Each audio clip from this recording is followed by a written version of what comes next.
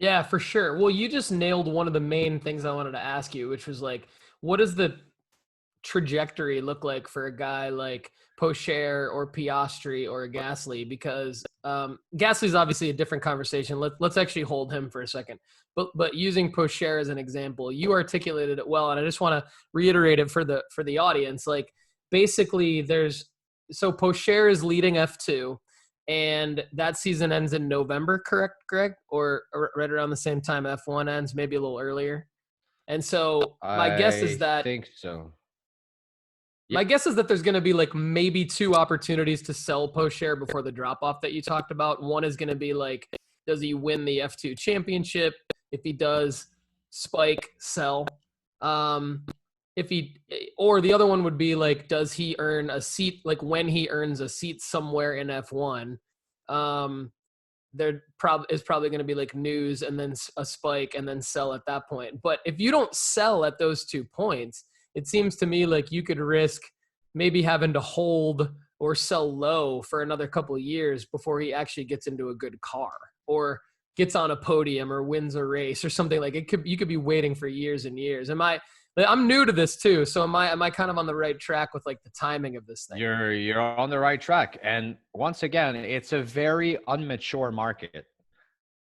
Thought that, and I was probably wrong, but before the season started, never would have thought that it was so performance based and that the value of Piastri and Pourchaire would be so high right now, even higher than, I mean, probably Alonso, 8-time race winner Daniel Ricciardo, that a lot of people actually like, in not in the card world, but in the real life. Then Kimi Räikkönen, then Vettel, who's a four-time world champion. So that's where we're at right now. So it's a very immature market, and people are going to be very smart to actually predict what's exactly going to happen. But what we're saying, the same thing. It makes sense when you look at the value of drivers that are actually in not Red Bull, not Ferrari, not Mercedes. It's probably under what Theo's value is right now. So Yeah. when you do the math, Theo Pourchaire is French. Where's the dream seat that he could land, or that this actual team would love to have him? Alpine. It's a French. Mm-hmm. It's a French team, French owned, French also management that's there. So yeah, if he lands there, his value is going to be interesting. But is it going to be higher than what is the actual value of Esteban Ocon and Fernando Yeah. Alonso? And Fernando Alonso's potentially always potentially at the end, always potentially in his last year. So maybe that's a possibility for Theo. But I mean, Well, I he's think having a my damn play with Theo, season. yeah, Fernando Alonso is pretty impressive right now.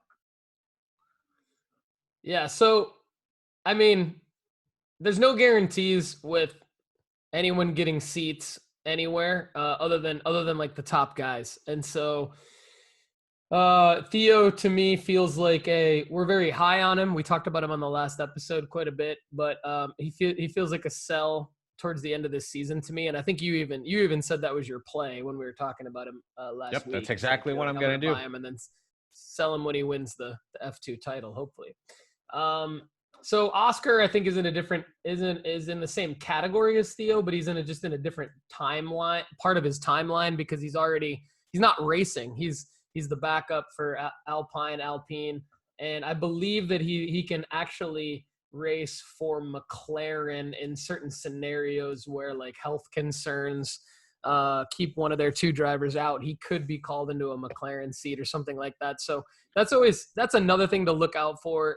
I think there was like rumors of him maybe racing in Australia this year when Ricardo had COVID, but then Ricardo I think was cleared. But anyway, But I don't yet know. again, I'm new to this too, so but look who was the test driver for Williams this past week, Greg De Vries. So they didn't even take either Piastri or Pourchaire to have one of their cars. Is it going to be them? There's also I can't remember his name, but a guy that made a crazy drive last weekend under the rain, showed amazing control. So the path to F1 is not necessarily F2, F1.